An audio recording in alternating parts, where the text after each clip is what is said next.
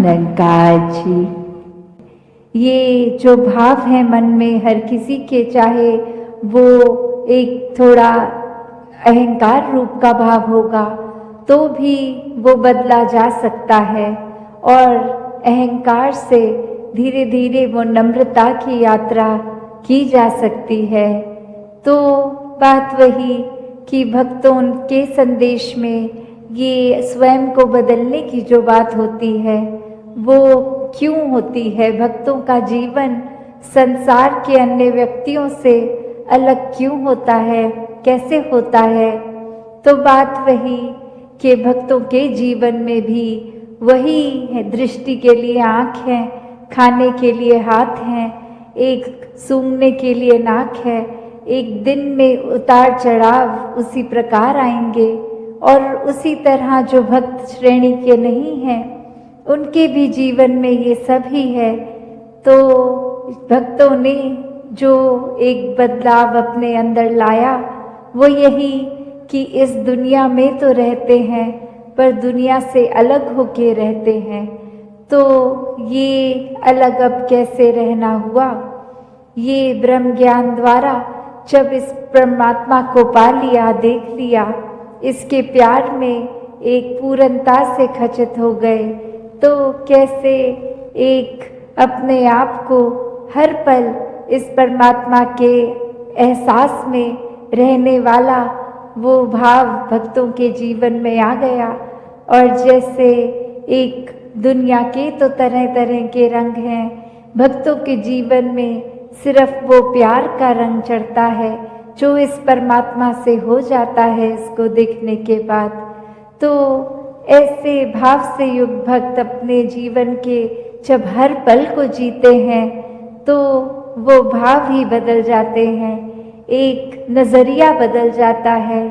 एक वो बात कि अगर हम कुछ भी उदाहरण लें कि कोई भी स्थिति में एक जो रुख करा जा सकता है वो एक अच्छी तरफ भी और बुरी तरफ भी, एक परिस्थिति से हम क्या निकालते हैं वो भी एक अच्छाई निकाली जा सकती है, एक बुराई निकाली जा सकती है।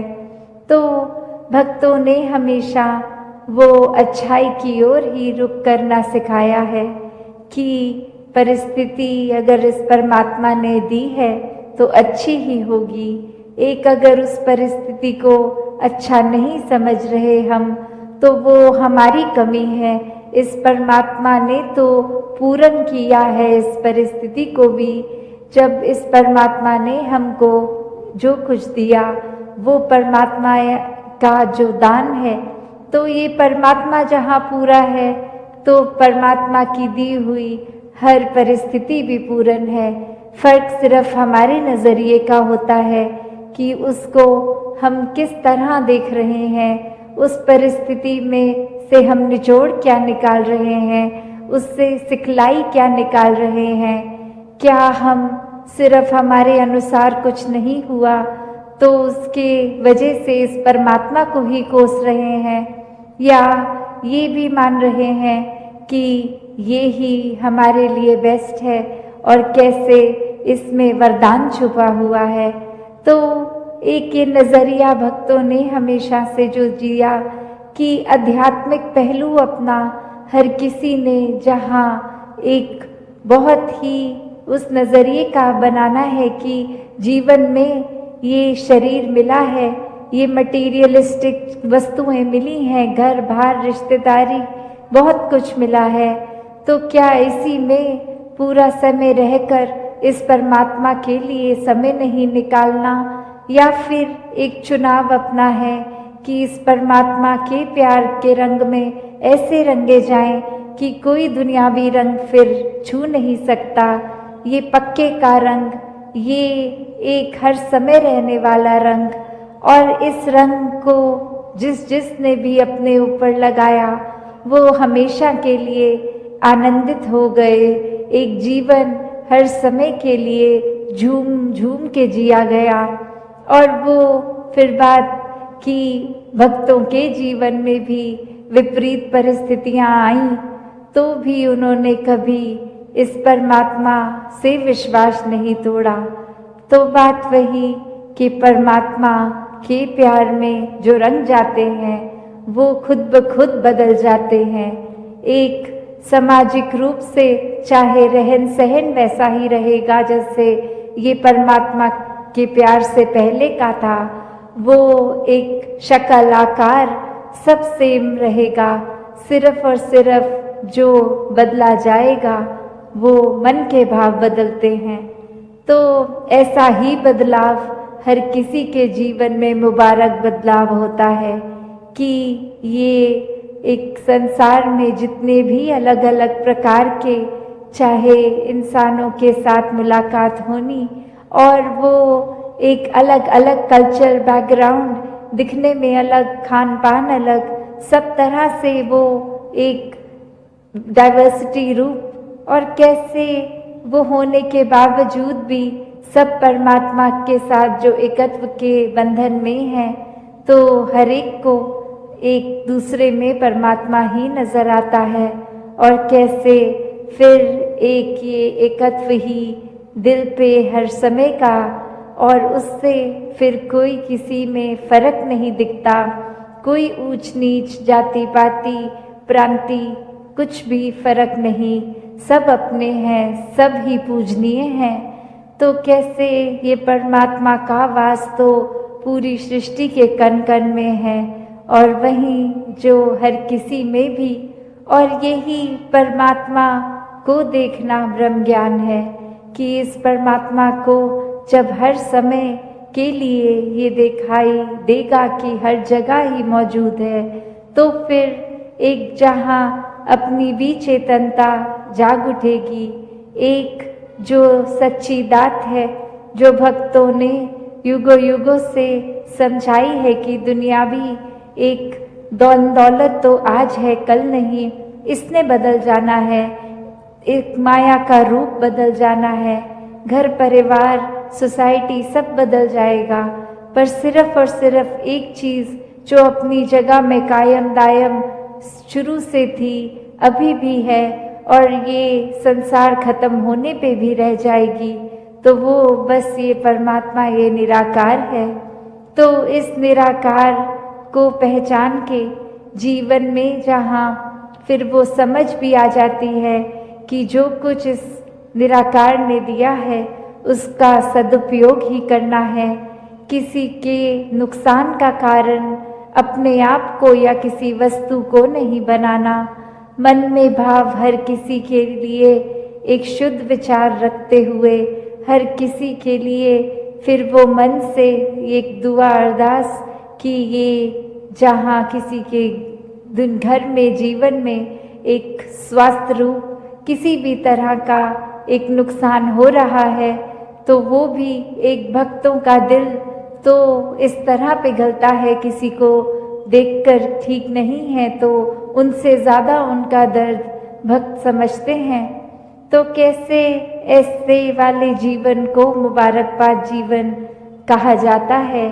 ये एक परोपकारी जीवन होता है, अपने लिए सेल्फ सेंटर्ड होके, सेल्फिश होके, ये अपने ऊपर केंद्रित नहीं, पूरे संसार की भलाई के लिए भक्त अपना जीवन लगा देते हैं, पूरी ह्यूमैनिटी, पूरी मानवता के लिए ये संसार में आकर संदेश सत्संग के दौरान वही भाव की, मिशन की, हिस्ट्री मिशन की आइडियोलॉजी के कैसे एक संत जो ब्रह्म ज्ञान प्राप्त करके अपने जीवन में गुण जो एक एक के होने चाहिए और रोल मॉडल्स के रूप में जितने भी संतों का नाम आज भी सुनाया, ये एक परिवार जो आज की डेट में मिशन इतना बड़ा कि एक एक का नाम भी लेना वो पॉसिबल नहीं है।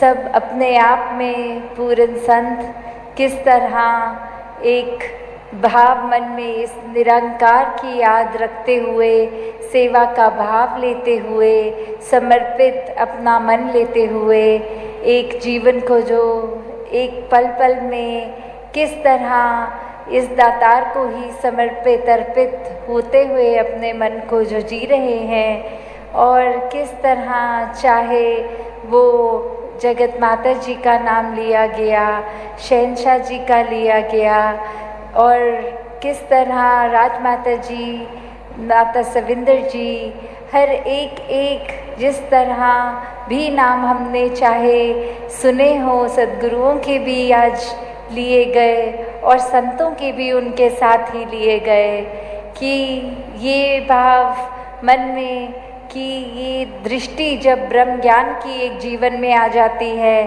तो एक दशा और दिशा ये एक हो जाती है।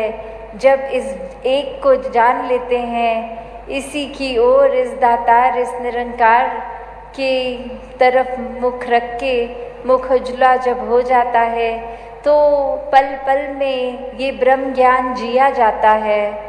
फिर वही बात जो आज बार बार सत्संग में भी सुनी कि सिर्फ ब्रह्म ज्ञान ले लेना ही मुक्ति का एक फाइनल नहीं, ब्रह्म ज्ञान जीना पल पल। और ब्रह्म ज्ञान पल पल कैसे जिया जा सकता है, वो भाव की दिल को, इस मन को दातार के रंग में हर समय रंगा जाए। ये जो संत हैं, महापुरुष हैं, इनकी चरण रज, इनके जो भी बातें सुनने को मिल रही हैं, इनसे शिक्षाएं, वो सुन सुन के अपने जीवन पे सुधार करना, कैसे मन से सिमरन, पैरों से सत्संग और हाथों से सेवा, ये हर कोई जब करता जाता है तो ही ब्रह्म ज्ञान को जीते हुए, जैसे कण कण से शिक्षा लेते हुए अपने जीवन के हर पहलू में एक एक समय में उसको कैसे जिया जाए, उस घड़ी को, वो ब्रह्म ज्ञान जीना है। कि जब इस निरंकार को याद रखते हुए कोई भी काम करेंगे, और वो सारे पलों से ये ज़िंदगी बनी है, तो हर पल में जब ये दातार है तो पूरी ज़िंदगी ये दातार है। तो बस एक कर्तव्य जो एक भक्त का रहता है वो यही कि हमने इस निरंकार को कभी नहीं भूलना।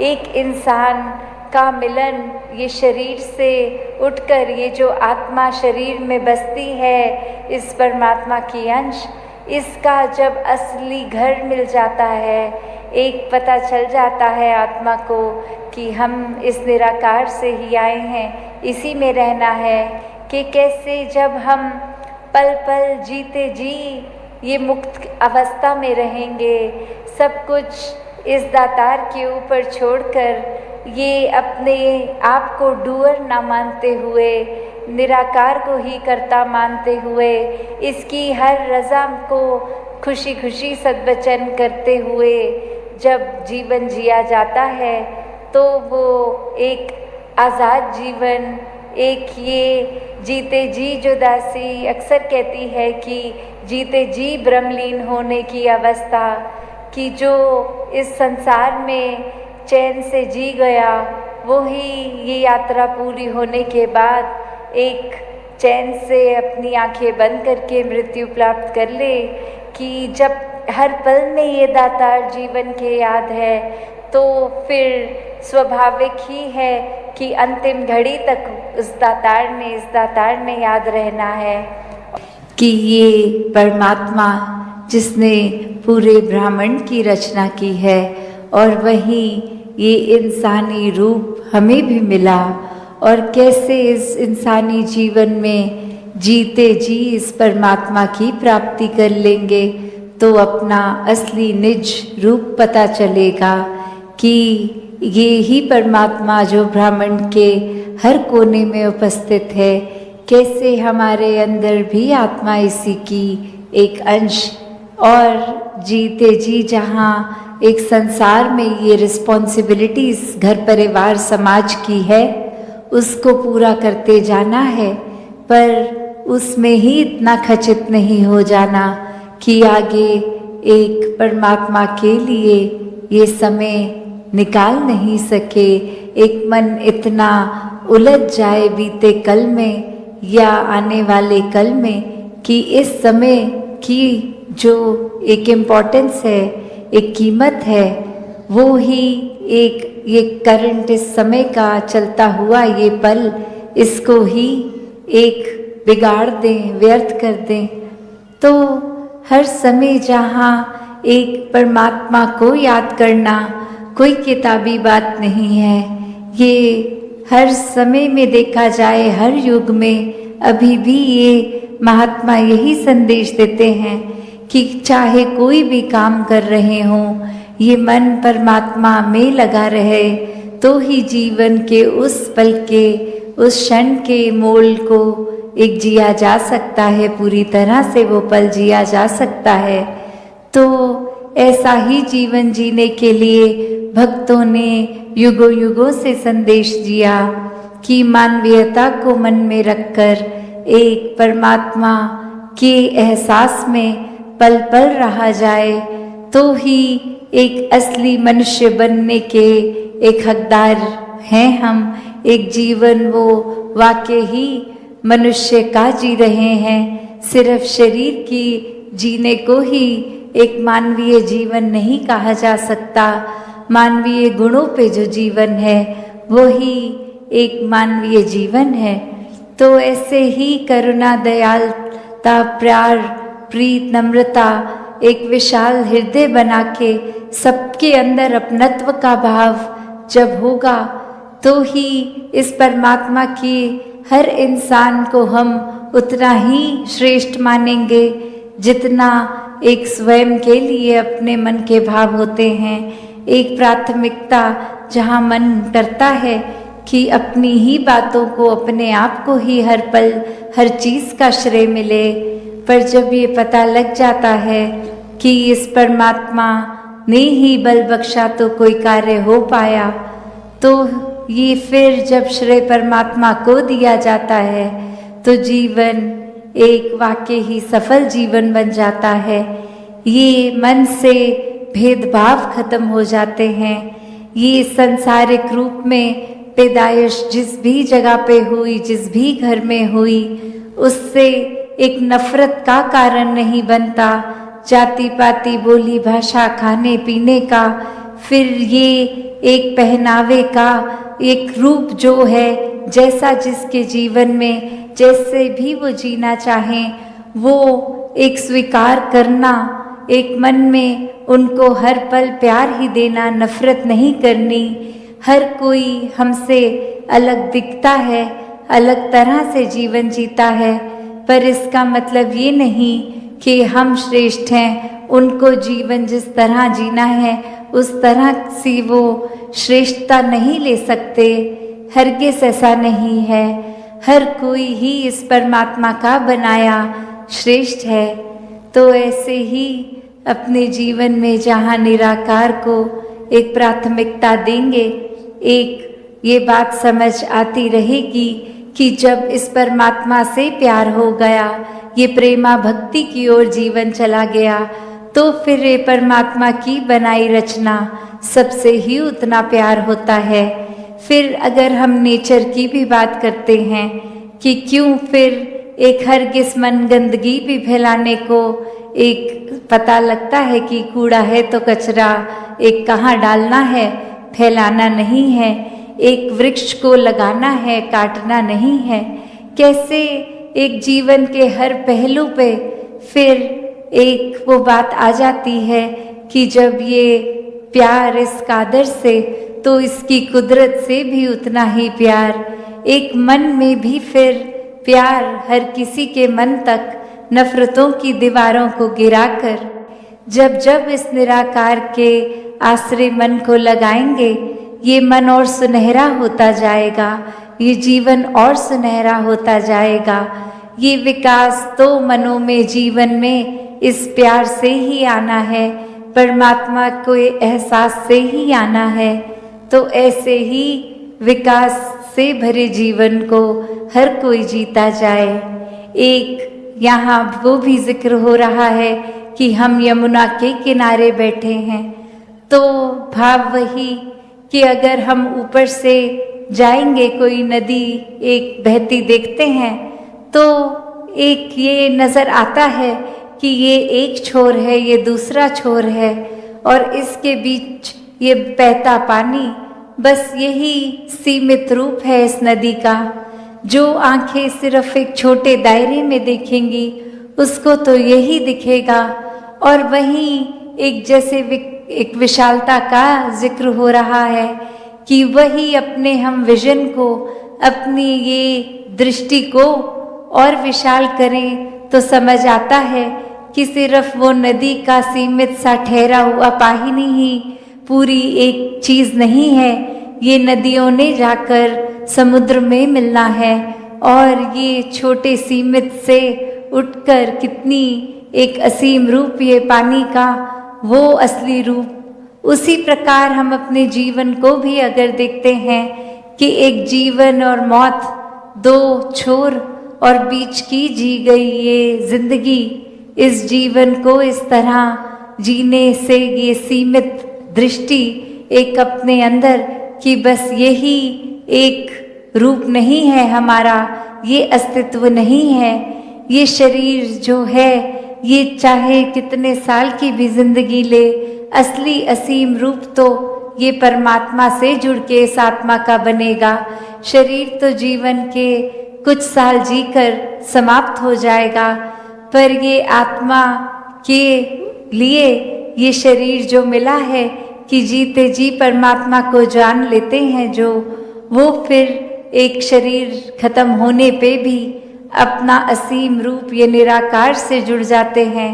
भरमनों से फिर वो भटकन, आत्मा की भी भटकन सब ही समाप्त हो जाती है जब इस मन में निराकार को बसा लेते हैं। तो कैसे एक भ्रमों के अंदर जीना, तो फिर जीवन उसी प्रकार जैसे एक छोटी सी कहानी अभी दासी ने पहले भी कुछ समय आपके आगे रखी थी, अभी फिर इसी उपलक्ष्य में है तो फिर से दासी रखेगी कि एक छोटा बच्चा रात को सपना लेता कि उसके पेट में एक चूहा चला गया है, और वहीं सुबह उठते ही अपने माता पिता से कहने लगा कि मैंने चूहा खा लिया है, मेरे पेट में चूहा है। तो उसकी माता जी आगे से कह रही हैं कि नहीं, हम तो पूरा समय जाग रहे थे, आप सो रहे थे, पर ऐसा कोई चूहा आया नहीं। पर वो बच्चा अपने सपने को ही इतनी अच्छी सच्चाई मान रहा है, इतना उसी को हकीकत मान रहा है कि वो मान चुका है उसके पेट में एक कीड़ा है, एक चूहा है। तो वहीं वो आगे से अगले दिन बीमार भी होने पड़ रहा है, क्योंकि वो सोच रहा है जो मैं सोच रहा हूँ वो सच्चाई है, और पेट में अगर चूहा है तो तबीयत बिगड़ रही है। तो अब हर दिन ये तबीयत सिर्फ इसलिए बिगड़ रही है क्योंकि अपने भ्रम को सच्चाई मान ली है, वही सोच रहे हैं। तो आगे उसकी माता एक तरकीब निकालती है कि जब सुबह उठा के एक स्नान से पहले एक टॉयलेट के ओर लेके जा रही है, और एक नकली प्लास्टिक का एक चूहा ऑलरेडी वहाँ रख दिया है पहले से, और बच्चे को जैसे ही एक बिठाया और वो कार्य उसका शौच का ओवर जब हो गया तो उसको दिखाती है माँ, देखो वो जो तुमने चूहा खाया था वो निकल गया है तुम्हारे शरीर से। अब वो बच्चा बहुत खुश कि ठीक है, जो मैंने चूहा खाया था वो अब शरीर को तंग नहीं करेगा, और वहीं से स्वास्थ्य भी सुधर जाता है, खेल कूद पढ़ाई लिखाई फिर हो जाती है।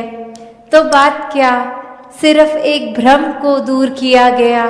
बात वही कि शुरू में कोई चीज़ अगर है नहीं, उसका वहम, उसका भ्रम पाल लेते हैं, और फिर अपने ही तरीके से वो भ्रम दूर करके उसको सच्चाई मान भी लेते हैं कि ये भ्रम भी सच्चाई था, ये भ्रम दूर होना। तो बात क्या है, ये निराकार ने तो ये आत्मा एक बिल्कुल ही साफ सुथरी हर एक के डाली, पर एक समाज में रहते रहते जैसे जैसे मान्यताओं में एक जीते रह रहे हैं, वैसे ही भ्रमों को पालना शुरू हो जाते हैं। एक दूसरे से नफरत करने लग जाते हैं। ये मान लेते हैं कि हमारी जाति ऊंची, हमारा खाना ऊंचा, तो कैसे हर कोई एक ही समान है। भ्रम तो खुद ही हमने पाल लिए हैं। एक भ्रमों को दूर करके जीना है तो वो एक ही तरीके से हो सकता है कि इस निराकार को, इस परमात्मा को जो देखा जा सकता है, इसको वाकई ही ब्रह्म ज्ञान लेके देखें, हर समय इसके एहसास में रहें। सत्संग जी, प्रेम से कहना। हाँ निकाल जी। आज नरेंद्र नगर में आप सबके बीच शामिल होने का अवसर प्राप्त हो रहा है और आज सुबह ही मसूरी से रवानगी हुई और नरेंद्र नगर में यहाँ आज समागम। और पिछले चंद कुछ हफ्ते मसूरी में रहने का जो अवसर मिला, तो निरंतर एक जिस प्रकार हर साल ही साल के इस महीने में, इस समय में एक भक्ति भरा माहौल, आनंद से भरा, गीतों से भरा, भक्ति रस से भरा नज़ारा जो मसूरी में बनता है वो निरंतर बना हुआ था। पर साथ ही ये भी देखा गया कि इस बार मौसम कुछ इस प्रकार का था कि ऐसी बात सुनने को अक्सर मिल रही थी कि इस साल मसूरी जैसा नहीं लग रहा क्योंकि गर्मी इतनी है, मौसम बहुत गर्म है। अब क्योंकि मसूरी एक पहाड़ों की रानी जिसे कहा जाता है, तो वहां हमेशा गर्मियों में जो भी जाता है, किसी भी कारण से रह जाता है, तो उसको ये एक एहसास होता है कि चलो वहां गर्मी से राहत मिलेगी, ठंडक मिलेगी, मौसम ठंडा होगा। तो मौसम करके मौसम का जो रंग था, मौसम का जो रूप था, तो इस प्रकार के भाव महसूस हुए कि इस बार मौसम की वजह से लग रहा है कि मसूरी नहीं है। पर अभी पिछले चंद दिनों में, पिछले 2-4 दिनों में बरसात हुई और फिर सब कहने लगे कि अब मसूरी जैसी लग रही है। मौसम अब लग रहा है कि पहाड़ों में है। तो जो भाव है वो यही है कि जिस चीज से पहचान है, जिसको उसका गुण धर्म माना गया है या स्वभाव है, अगर उससे विपरीत वहां कुछ एहसास होता है, देखने को मिलता है या अनुभव होता है, तो यही भाव आते हैं कि ये तो वो बात लग नहीं रही जो कही गई थी। और इसी प्रकार अगर संतों के जीवन में भी कोई अगर शामिल हो, संतों के जीवन का, संतों के साथ कोई रूबरू हो और वहां उसको परमात्मा की खुशबू ना आए, प्रेम की खुशबू ना आए, विनम्रता वाले भाव ना नजर आए, मानवता वाले भाव ना नजर आए, तो ऐसा इंसान भी यही कहेगा कि कहने को तो संत है पर संतों वाली कोई बात नहीं लग रही। कहने को तो ये परमात्मा का नाम लेते हैं पर ऐसी कोई बात लग नहीं रही। और दुर्भाग्य की बात यही है कि समाज में, इस दुनिया में जितना ज्यादा नाम इस परमात्मा का लिया जाता है, शायद ही किसी दूसरी ऐसी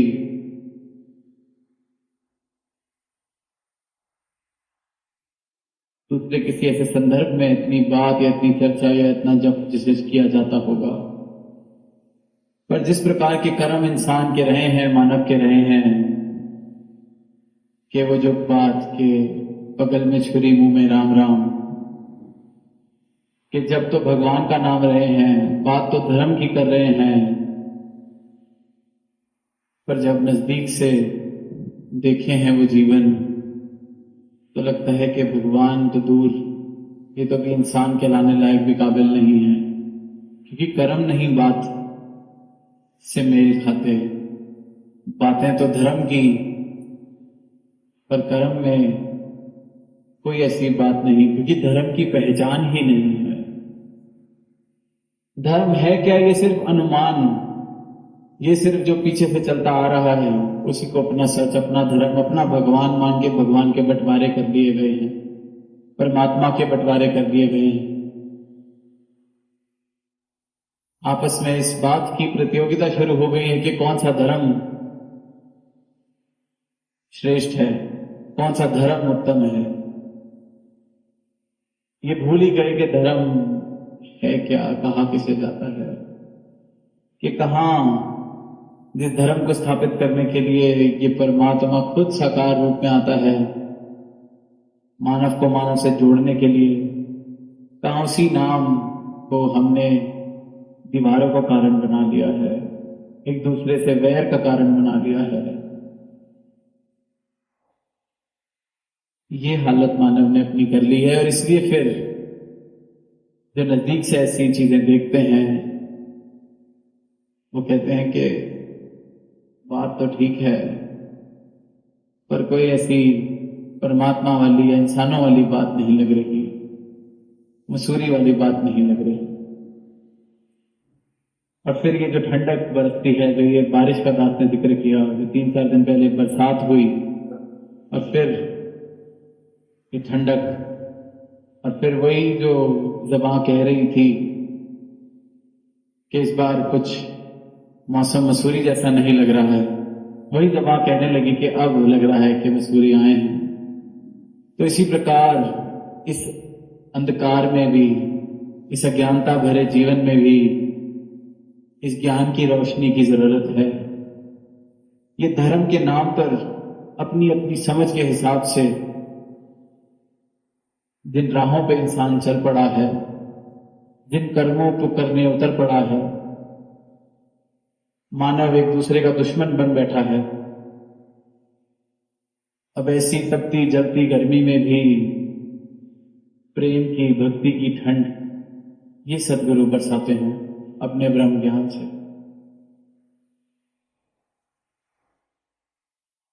संत ना होते जगत में तो जल मरता संसार, अक्सर ये पंक्तियां सुनी होंगी।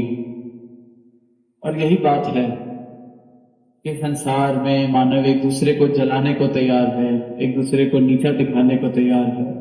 और ये संतमति ना हो, अगर संत ना हो तो संसार जल मरेगा। क्योंकि ये संसार धर्म जैसी पावन चीज को भी अपनी मर्जी के मुताबिक कुछ भी समझ बैठा है, कुछ भी बना बैठा है। तो वहां फिर इस अज्ञानता में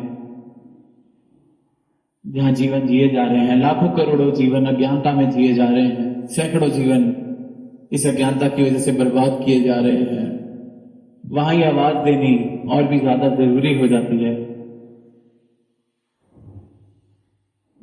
कि इस अंधकार से बाहर आकर प्रकाश वाला जीवन जिया जा सकता है, रोशनी वाला जीवन जिया जा सकता है।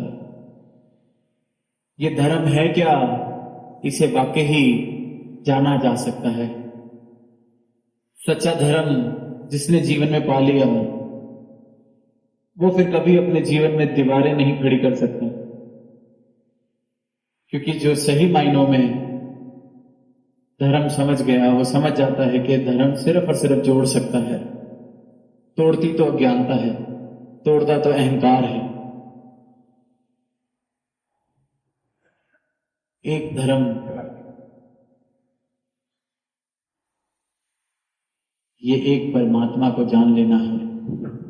इस एक परमात्मा को जानकर, देखकर, इसके एहसास में जीवन जीना, इसकी भक्ति करना, प्रेम पूर्वक और सही मायनों में मानव बन के जीना, वो ही एक सच्चा धर्म है। और सही मायनों में मानव भी वही कहलाया जा सकता है जिसने अपने मूल को पहचान लिया, जिसने ये बात जान ली कि वो मैं, ये जितनी खलकत मुझे दिख रही है, ये तरह तरह के विभिन्न वेशभूषा वाले इंसान जिनको मैं अब से अपने से अलग समझता था, कि अगर मैं पहाड़ी हूं तो जो दक्षिण में पैदा हुए हैं वो मुझसे अलग है, या जो मेरी पहाड़ के अलावा किसी और पहाड़ी पर पैदा हुए हैं वो मुझसे अलग है, या कोई इस कुल में पैदा हुआ है या उस जाति में पैदा हुआ है तो वो मुझसे ऊंचा या नीचा है। इंसान इन्हीं झगड़ों में, इन्हीं मसलों में फंसकर बैठा हुआ है और दूरियां बढ़ती ही चली जा रही हैं, बढ़ती ही चली जा रही हैं। इस बात से बेखबर है कि एक ही है ये परमात्मा जो सब में समाया है, जिसकी ये सारी खलकत है। तो जिसमें से सब निकले हैं, फिर आपस में उनमें भेद किस प्रकार से हो सकता है? एक समुद्र से अगर 50, 100, 1000 बाल्टियां पानी की भर ली जाएं, अलग अलग रख दिया जाए और फिर कहा जाए कि ये सारा पानी अलग अलग है, ये 1000 तरीके का पानी है, तो ये तो मूर्खता है, अज्ञानता है। अब बस यही वो 1000 बाल्टियां बाहर निकाल के रख दी गई और हजारों साल तक ये बात दोहराती गई कि सब अलग अलग है, ये पानी अलग अलग है, इसको मान लिया गया है। और फिर वहां पर इतना सीधा सा, एक सरल सा उपाय सदगुरु अपने ब्रह्म ज्ञान से देते हैं, इस अंधकार को मिटा देते हैं, एक एक बूंद को वापस समुद्र में मिला देते हैं। हजारों बाल्टी में पानी जो बटा हुआ है उसको वापस समुद्र में डाल के कह देते हैं कि तुम सब समुद्र हो, कोई भेद नहीं है, जिसकी खलकत हो वही हो तुम। तो जो मैं मेरी के वैर के कारण, मैं मेरी के कारण, ऊंच नीच के कारण जो इंसान को इंसान से दूर कर रहे हैं, इनका कारण सिर्फ और सिर्फ अज्ञानता है। और अज्ञानता भी ये इतनी मजबूत, इतनी पक्की कि अज्ञानता में रह रहे हैं, अंधकार में रह रहे हैं, पर गर्व से रह रहे हैं कि हमसे ज्यादा रोशन जीवन तो किसी का है ही नहीं, पर जिया अज्ञानता में जीवन जा रहा है। सोते हुए जीवन बिताए जा रहे हैं निद्रा की अवस्था में, और सोच रहे हैं कि हमसे ज्यादा जागरूक तो कोई है नहीं।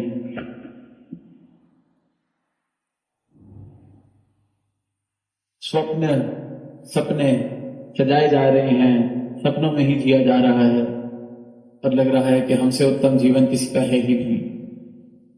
अब इस अज्ञानता में, इस निद्रा भरी अवस्था में जो है, उसको जगाने का काम सदगुरु करते हैं और युगों युगों से करते आए हैं, और अपना ब्रह्म ज्ञान देके हर एक इंसान को ऐसी अवस्था बख्शते हैं कि फिर ये वैर विरोध के कारण जीवन से खत्म होते चले जाते हैं। ये समझ आ जाती है कि अज्ञानता और मूर्खता की वजह से फर्क दिख रहा था। ये जो चश्मे मैंने पहन लिए हैं, जो मुझे खुद को दूसरे से पराया महसूस कराते हैं, चाहे मेरे रंग के कारण, चाहे मेरी नस्ल के कारण, चाहे मेरी जाति के कारण, फिर ये मुझे समझ आ जाता है कि तो संसार के पहनाए हुए चश्मे हैं, संसार की बताई हुई धारणाएं हैं। सदगुरु का ब्रह्म ज्ञान जब मिलता है तो ये संसार के पहनाए हुए सारे चश्मे उतर जाते हैं। सिर्फ एक नजर गुरसिख गुरदी अख नाल देखे। फिर जो गुरसिख है, सदगुरु का जो भक्त है, वो सदगुरु की ही आंख से देखता है, परमात्मा वाली आंख से ही देखता है, समदृष्टि वाली आंख, समता वाले भाव, कोई फर्क नहीं, कोई वैर के कारण नहीं। कारण ही सारे खत्म हो गए, क्योंकि जिस आधार पर वो कारण खड़े थे वो आधार ही ढह गया, वो था ही नहीं। और फिर जो जीवन शुरू होता है वो इन मानव गुणों वाला जीवन शुरू होता है, जहां पे प्रेम उत्पन्न होता है, जहां एक दूसरे के लिए सत्कार दिलों से आता है, जहां फिर ये भाव खत्म हो जाते हैं कि अपना कौन पराया कौन, जहां सब में इस परमात्मा के दर्शन होते हैं।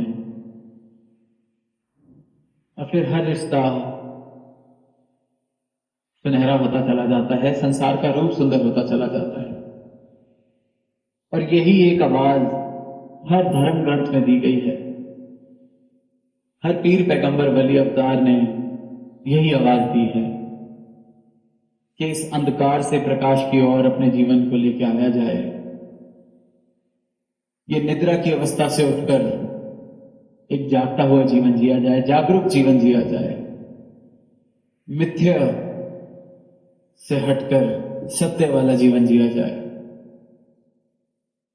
बड़े भाग मानस तन पावा, ये बहुत भागों से मिला है ये मानस तन, इसको व्यर्थ नहीं जाने देना। इसी योनि में ये अवसर मिला है कि अपने मूल की पहचान कर ली जाए। और अगर वो पहचान कर ली और इस एहसास में जीवन जिया जा रहा है तो ही सही मायनों में वो जीवन एक मानव का जीवन कहलाने लायक है, वो इंसान फिर इंसान कहलाने लायक है। अगर अभी भी इस योनि में आकर भी ये राज नहीं समझा, ये सरल सी बात, क्योंकि जब समझ आ जाए तो बहुत ही सरल, इस बात से वंचित रह गए, सत्य से वंचित रह गए, यही फिर जात पात वैर विरोध नफरत निंदा, इन सब में ही ये जीवन बीत गया, दूरियां ही बढ़ाते चले गए। तो फिर व्यर्थ कर दिया इस मौके को, वो मौका जो परमात्मा ने दिया है खुद परमात्मा बनने का, पूजने का ही नहीं परमात्मा बनने का, वो मौका हाथ से गवा दिया जाए। जहां हीरे मोती जवाहरात मिल सकते हैं वहां मिट्टी के ढेर इकट्ठे करते हुए न जीवन बिता दिया जाए तो फिर ये बाजी तो हार जाएगी। और यही संतों ने भक्तों ने यही आवाज दी है कि कोई भी ये बाजी ना हारे, सब इस परमात्मा के दर्शन करके अंधकार से मुक्त होकर एक प्रकाश में जीवन जिए, उजाले में जीवन जिए। ये धर्म की सिर्फ बात ना हो, ये धर्म स्थापित हो। जो एक सच्चा धर्म है मानवता का, प्रेम का, प्रेमा भक्ति का, सत्य का, ये धर्म फिर स्थापित हो। और ये किसी और के लिए नहीं, मेरे अपने जीवन के लिए। ये किसी पे एहसान वाले भाव से नहीं कि कोई सोचे कि ये परमात्मा को जान लेने से मिलना क्या है।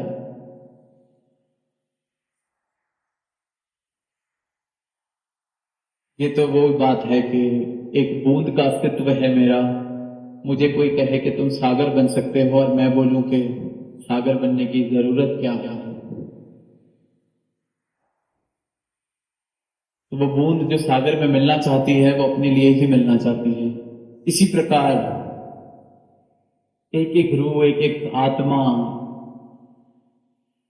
अपने इस परमात्मा के मिलन के लिए प्यासी है। जिस अवस्था में वो है, जहां वो शरीर बदलती हुई इन जंजीरों में फंसी हुई है, वो भी परमात्मा में मिलना चाहती है और मिलने का अवसर है इस मानव योनि में।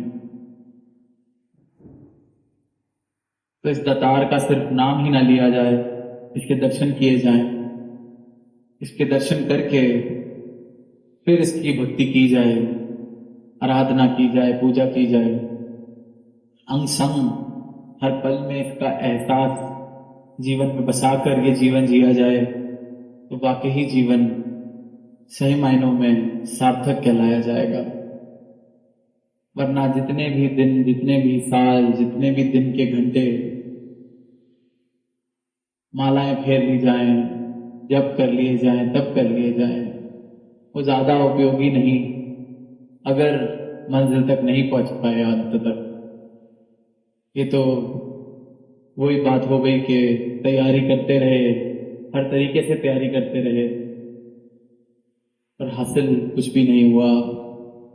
सारे घर में खाना पकाना था, उसके लिए जितनी भी चीज़ों की ज़रूरत थी, बाजार भी गए, सब इकट्ठा किया, पर खाना बना नहीं पाए। खाना बना भी लिया तो खाया नहीं। रिसर्च हर पहलू पर कर ली कि कितना नमक डालना है, कितना क्या डालना है, सब डाल के सब कुछ तैयार भी हो गया, पर खाया नहीं। फिर तो भूखा ही वो रह जाएगा इंसान। और इसी प्रकार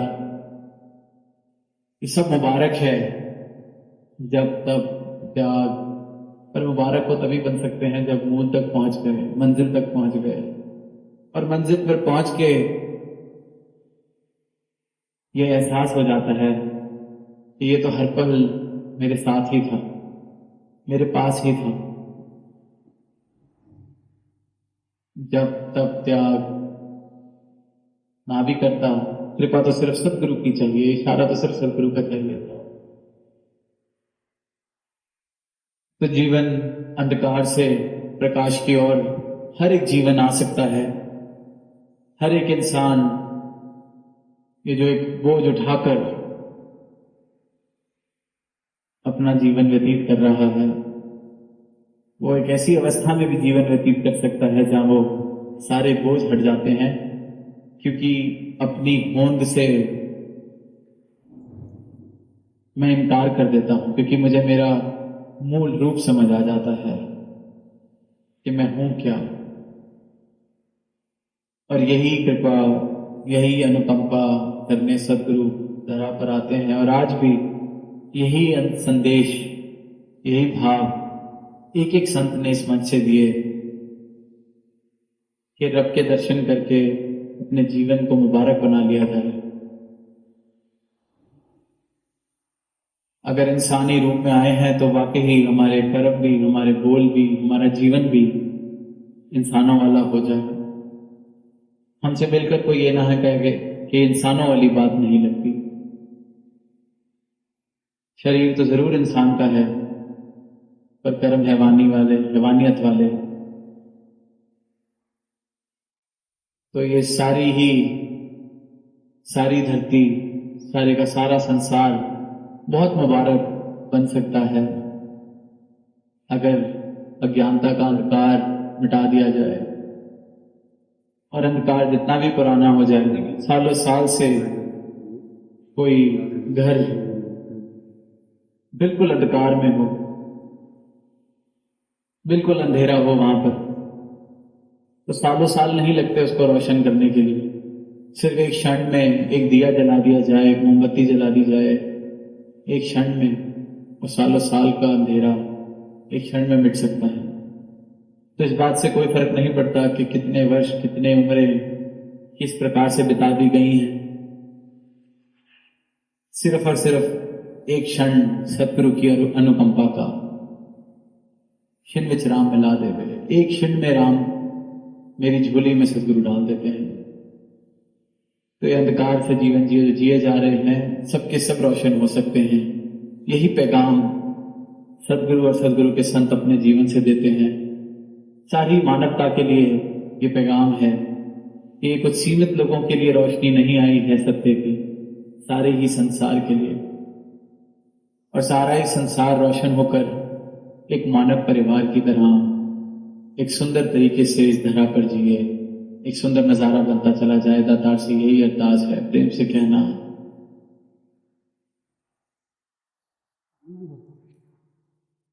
बंद एरिया है।